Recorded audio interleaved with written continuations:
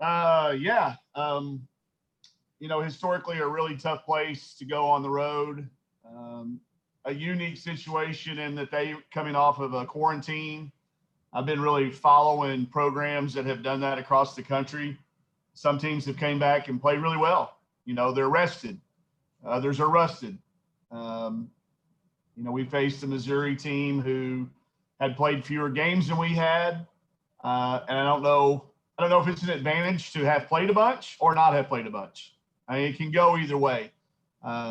Teams that haven't played a lot don't have the accumulation of small injuries, and they don't have that wall that people start to hit 10 or 12 games into the year. So it's made for a completely new dynamic of uncertainty that, I think probably us coaches spend too much time worried about. The players just go play. So we had a great practice yesterday. We're still here, keeping an eye on the weather, making sure we get that right. And, still just trying to give ourselves the best chance to continue to play and know that Tennessee's, I'm voting for them in the top 25. I think they've played well enough against people to be in that consideration and that talk. And we know we always have our hands full there. Paul Boy, go ahead. Start with what challenges that Tennessee faces. From a physical standpoint. Obviously, they got some size, right? Which you always talk about.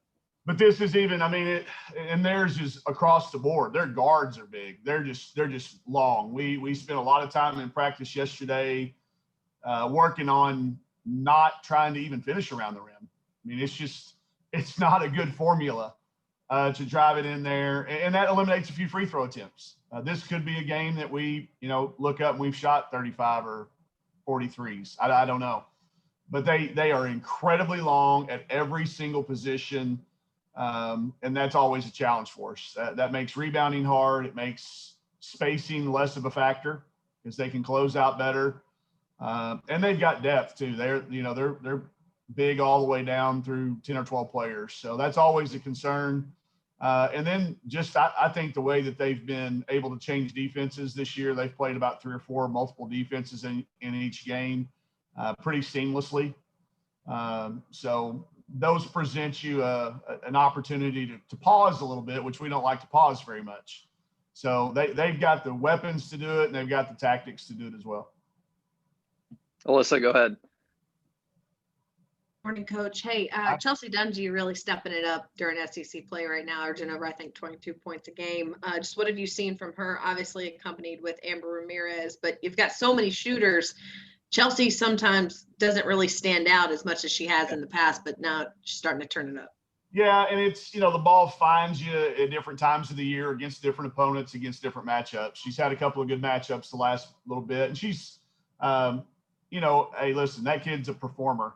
You got players and you have performers. She's a performer, and it's a big stage. When the SEC comes on, it's a big stage, and I think sometimes people, try to get kids to play every game that way. It's just not for everybody. I mean, she looks at it and she knows this is Tennessee at Tennessee. This is that. So she has played really well. I think too, you've got a kid who's been through it now, has seen almost every type of matchup possibility, put their big on her, put their little on her. So I think her comfort level is really good. And the other part that I think is, 11, 12 games in, playing with destiny. We've all, we've practiced it a lot, but it's different game. We're all getting better at that. Playing with her, playing with Jalen in a new role, playing with Aaron, Aaron in an expanded role, and Marquisha. So as much as we know each other and we've played a bunch of games, you still haven't faced every scenario. But I think Chelsea's getting very, very comfortable.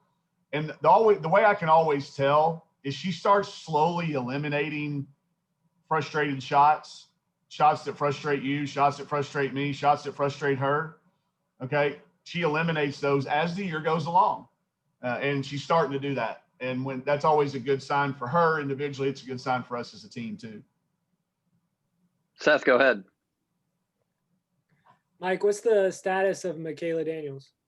Good to go. Sorry, I was trying to turn my fan on there. I didn't mean to disappear on you. She's good to go. She could have come back in the other night, Seth. Her shoulder popped out. If you go back and watch the video, her shoulder popped out a little bit. She did that in high school, so it didn't scare her as bad as it scared me. But she's good. She didn't have contact yesterday in practice, just as precaution. We did a lot of shooting and a lot of walkthrough stuff, but she'll be full go today. Jacob, go ahead. Mike, after the Kentucky game, we talked about how after the holiday break that you said no one really looked like they came out of the gate strong. Well, Tennessee hasn't played that game yet. How do you take advantage of that in the first quarter and so on, and maybe kind of, exploit that rustiness? Well, hopefully this doesn't get printed in Tennessee paper, but we're going to go right at them fast. I mean, that's you nailed it right there. That is going to be our plan, to make sure we don't let them get comfortable. Our pace, make or miss, has to be incredibly fast to have any compounding effect of that layoff. So, I have watched it. Everybody's gone through it. They haven't. So hopefully we can take advantage of that and take, from the make or miss, our pace has to be us. We can't let them dictate to us. Kentucky completely controlled the tempo of that game from the tip to the buzzer, which was a big surprise. It's the first time Kentucky's ever walked the ball up the floor on us and ran shot clock and even delay of game things on inbounds. I mean, they were doing everything they could do. I think we've all watched enough SEC football to see that injury timeouts, how that can slow games down. It felt like that all along. So we're making sure we don't fall for that trick. We'll try to speed it up as fast as we can the second we get the ball tipped. Porter, go ahead. Coach, you could tell after last year's game, Coach Harper was really disappointed. The program wasn't, quite where she wanted it to be. Now it, turned things around. They're 6-1, only lost to West Virginia. So how do you come into this with their turnaround and this is being their first true SEC game?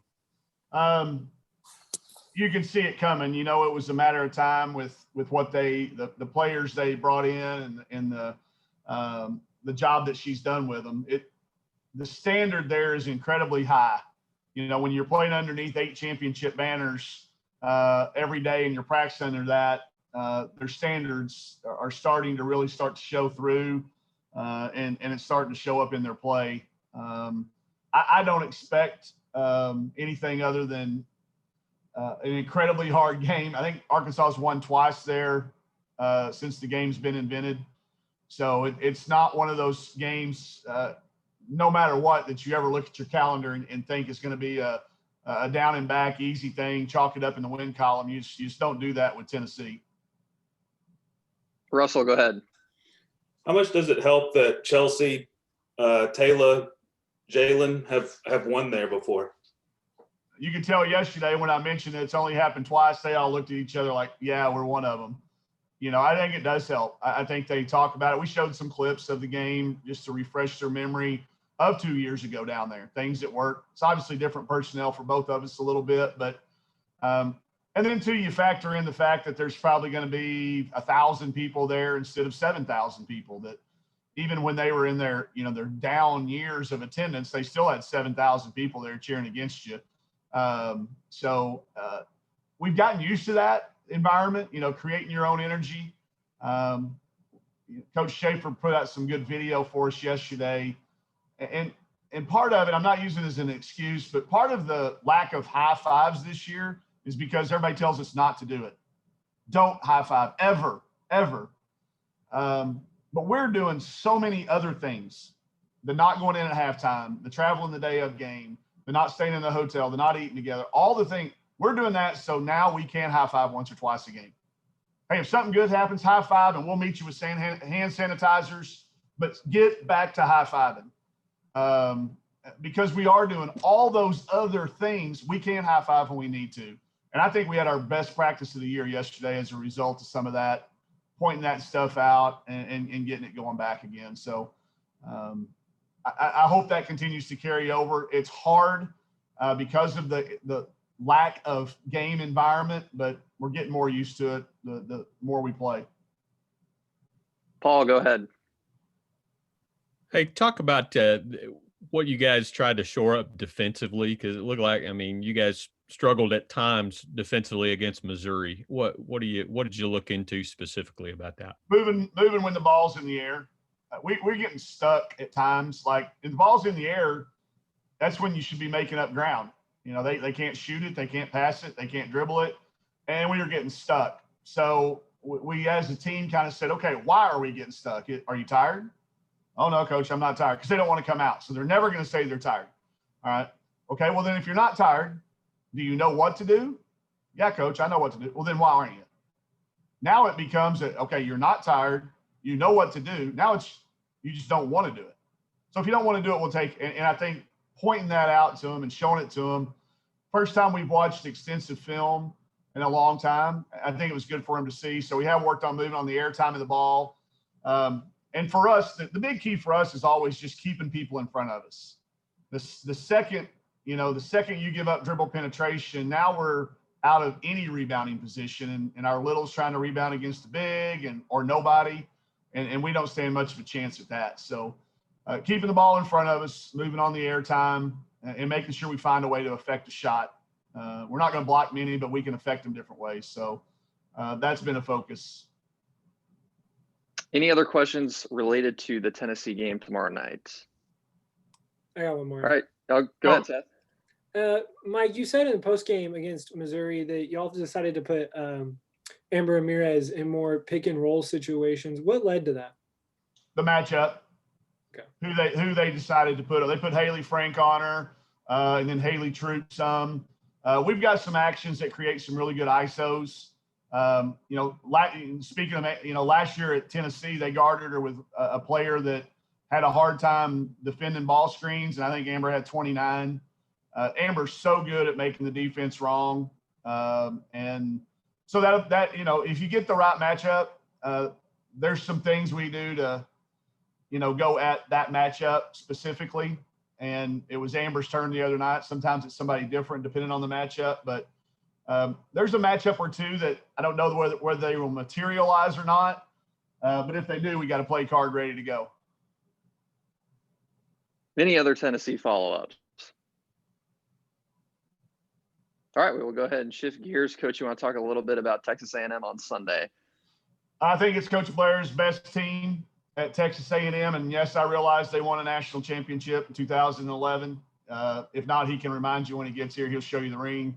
I think it's his best team. It's his deepest team. He's bringing 3 McDonald's All-Americans off the bench that were transfers from Power 5 programs. Their depth is unbelievable. They're balanced now. Used to, you could do a certain amount of Kennedy Carter key on. Can't do that anymore. They can beat you inside. They've got the league's best rebounder in a presence. That's India Jones. And then Sierra Johnson can hurt you down there on the block too. So I think they've got every piece that you look for in a national championship contender. I think they have it.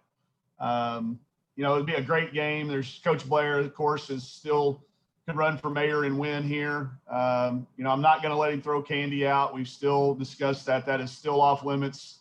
And that's going to continue even after COVID, just so y'all know. That's one thing we're going to carry over. But, it's great to have him back in the building. Amy Wright will be here. She's a record holder. Kelly spent a lot of years here. We all work together on the same staff. It always is a cool game to have up until tip-off. We haven't had much success with them here. We've beaten them I tried to get it moved to Greenville, South Carolina. I tried to get the game moved to Greenville. But we couldn't come up with a COVID excuse to pull that off. But so we'll play it over here. It'll be a great game for our fans. I've got more ticket requests for this game than any game all year, including the Baylor game. So I think there's a lot of excitement around it, and as well should be. I think this is a team that could be in the talk for winning a national championship. Melissa, go ahead. Yeah, Coach, I was going to say the last game that this team played in 2020 before the year ended was that Texas A&M game in Greenville. Yeah. Do you remind these players about how that game ended, or just, hey, that's the way our season ended last year? And, Yeah. this is where we are now, and how do you approach this game? And then again, you kind of touched on it, but this team without Kennedy Carter, as you mentioned, it just seems like Coach Blair reloaded. Yeah, he does. Was it our last win? Didn't we beat him down there? It was our last win, and then we lost. Kiara Williams free throws. Yeah, then we lost to South Carolina, right? And that's the way it went. Okay, so our last win. Yeah, we'll draw back on that when the time comes. Yeah, Kiara with the big offensive rebound stick back. Yeah. I think all along the way, our kids have found little things that remind them of last year. And it's always neat to hear them tell the story to Slocum and Alana and the freshmen. It obviously shows you that eyewitness accounts are not your best form of information, because they're making, I'm like, that did not happen. What are you talking about? But the way they remember it's always cool and fun to hear it and relive it. And that's a team that, even though I think they are, a national championship contender, we found formulas that can keep us in the games and give us a puncher's chance to knock them off if we play well. We'll have to play incredibly well. And I think our group's had a really good self-awareness. It's always been something we pride ourselves on talking about having. Don't know that we always do, but knowing that this first 6 games of the SEC season, it was going to be really, really challenging, and look at them individually. I know we're talking about it in advance, but our kids haven't and won't talk about A&M, but when they get to it, I know they'll have some confidence. And that's so important at this level, is to not be beaten before you ever show up. And I think now our kids are at that point where they think they can compete with anybody that shows up. Porter, go ahead. Coach, that's what I was going to touch on. Last year's game, they seemed like they was really hyped for that game, really looking forward to it weeks before. So how do you think they'll come into this game? You think they'll be a little bit more calmer, knowing that they know better than to get overconfident or overlook the game? Yeah, I haven't seen any signs of that being a problem with this group. It may rear its head later in the year, but to this point so far, it's been very much, what's next. And I think that's a product of 2020, not getting too far ahead of yourself, not making plans too far in advance. We've gotten really good at making adjustments on the fly. So, used to, if you changed something like a practice time, people would freak out. Or if you changed where we're departing from, it's now it's just like, okay, what's new? No problem. Let's go. We got it. Oh, we're flying into Drake. No problem. We got it.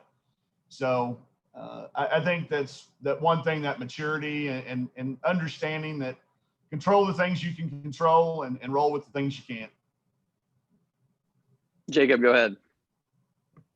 Going off that, on Sunday, the SEC Network broadcast, for like 2 or 3 minutes, they raved about the job that you guys have done this year, COVID-wise. Not really huddling, traveling on game days. Obviously, wins and losses are so important, but how, proud of you of this team for the way they've handled everything so far and still been able to put up wins. I think playing the game has been our number one focus every time. And that was something that we got from the players very early in this, was play, win or lose, the playing is the important part. So when we said to them, this is what that looks like. These are the things to play to give us the best chance to play that you're going to have to do. And they all agreed to do those things. And they've held themselves to a really high standard. They've sacrificed so many things that a normal season would have. So it'll be something that I hopefully it's the only pandemic I ever have to coach in my life, but it'll be very fondly remembered on how they knew that it was going to be hard, but were willing to accept it. And if it means a loss, it means a loss, but we're still going to make sure we get the game played. They come to me all the time. They're like, Coach, if we lose the game, who you got? Who you got? So we're going to play Louisville. I talk to Walls every single time there's an opening. Hey, you want to play? You want to play? We're going to play Louisville. That's going to be somebody we're going to try to play. He's always looking for games. We try to play Arizona. I talk to Dia all the time. We are going to do everything we can to play every game that the people who are way smarter than me, that went to college, I would say way longer than me, but most doctors didn't go as long to college as I did. They just got better degrees. People that are doing this for a living and know if they say we can play, we're going to try to play as many of them as we can. And I think it's important for us to do that. You know, the people I trust are saying we can play. Let's do everything we can do to make sure that happens. So I'm really proud of not only what they're doing, but how they go about getting it done. Paul, go ahead.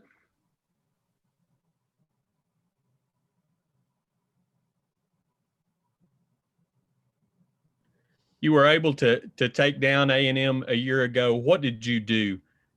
What specifically worked for you in that matchup that was maybe better than the first time? Yeah, we did a better job guarding, keeping, like we talked about just earlier, we kept Kennedy in front of us. She wasn't biased. And, you know, that goes true now for just change the name to Jordan Nixon or Alexis Morris or Aaliyah Wilson or whoever. You got to keep Texas A&M, yourself between them and the basket, or at least even with them. And we did a better job keeping them in front of us. That gave us a chance to get 4 more rebounds, 3 more rebounds. And that was the difference in that game. It was a 1-possession game. We came up with a defensive stop to win it, a missed shot and a rebound to secure it. So it was that, you know, doing a little bit better job keeping it in front of us, and then a little bit more effort going to the ball. Our group's really starting to learn that when you get into SEC play, it can be a possession in the middle of the third quarter that wins the game, or a possession to start the second quarter. It doesn't matter. You don't get bonus points for when the shot occurs. So they've really learned, I think, that every possession has the same value, and we've got to have so much attention. For us to play the people we're playing the way we play them, we have to be, you know, close to perfect to knock off a team at Kentucky, to knock off an A&M team that's in the top 5 or 6 now. I don't know where they ended up landing, but you got to be close to perfect. You don't have to be perfect, but you got to keep inching closer and closer to that point. One thing I was going to say, what about, you were saying possession here, possession there. How about the 3-pointer to end the half by Ramirez? I mean, massive. And what's great, Coach Schaefer had put that play in the walkthrough the day before. It was like, hey, you know, we're getting to those times when, you know, hey, don't let the buzzer go off. Don't just don't throw the ball in and let the clock dribble out with the ball in your hand. Shoot it. So it worked. It was crazy how the timing of that worked. And Jalen made a great read. The design was to throw a lob to Taylor, but they saw that and they bid on it and allow Amber just that much room. And, you know, Amber just needs to see the rim. It doesn't matter where she's at on the floor or how much time. If she's got a little peek at the rim, she's going to get a decent shot off. So it carried a lot of momentum over. That play, and then the hustle play into the backcourt when Asia Blackwell hustled, knocked it away, and we went back there and forced her to try, and she knocked it out of bounds. You know, it was a 3-point game at that point in time. If that goes their direction, we got to defend. Instead, we come down and we get a great little kick up to Slocum, who makes the next pass to Chelsea for a wide open 3. And then we made another one right after that. I think Slocum made one right after that. So they are starting to feed off the momentum. You know, we don't have the spontaneous hog call, and the piped in mute noise is not quite the same as an eruption of a Bud Walton Arena crowd, but the bench is starting to feel it. So those momentum plays were huge. Seth, go ahead. Kind of to build off of Paul's question a little bit, Mike, what has been the difference in regular season games that you've played against A&M versus those games in the tournament? I think, one, the way we do things, we tend to peak in March. So I'm not telling you that we sacrifice games along the way or any of that stuff, but I am telling you that I think we build to try to win the SEC tournament. I think Coach Blair tries to win the league. You know, he grinds on the 16 league games. It's never going to be a focus of ours. And I've said that before, and I know it doesn't sound politically right to say we're trying to win the cup. It's just not an even deal. It's not an even. We're not all playing the same schedule. So winning a conference championship is really hard to do. But to me, the focus should be on being the best you can be at both tournament times, whether that's the NCAA tournament or the NIT or whatever postseason tournament and your SEC tournament. So I think that allows us to be healthy, happy, rested a little bit more maybe than some teams that have been grinding, focused on, you know, they've got a stated goal. It's up in there, you know, win a conference championship. You'll never really see us talk about that. play as good as we can. And if that happens, that's going to be great. But our goal is to play as deep into the tournament, whatever tournament that is, as possible. So I think a part of it is a little bit of a philosophy deal. And then part of it's a neutral floor. I think when you get on a neutral floor, that neutralizes lots of things. And our group traditionally does pretty well in those situations. All right. Any other questions for Coach? All right, everybody. We will see you on Thank you, everybody. Sunday.